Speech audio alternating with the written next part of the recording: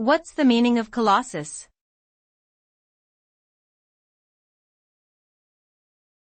Colossus.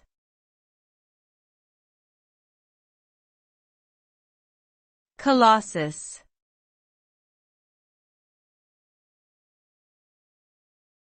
Colossus.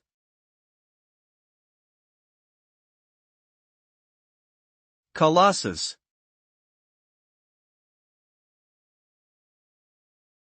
Colossus refers to something that is extremely large or powerful, often used to describe a statue or monument of immense size.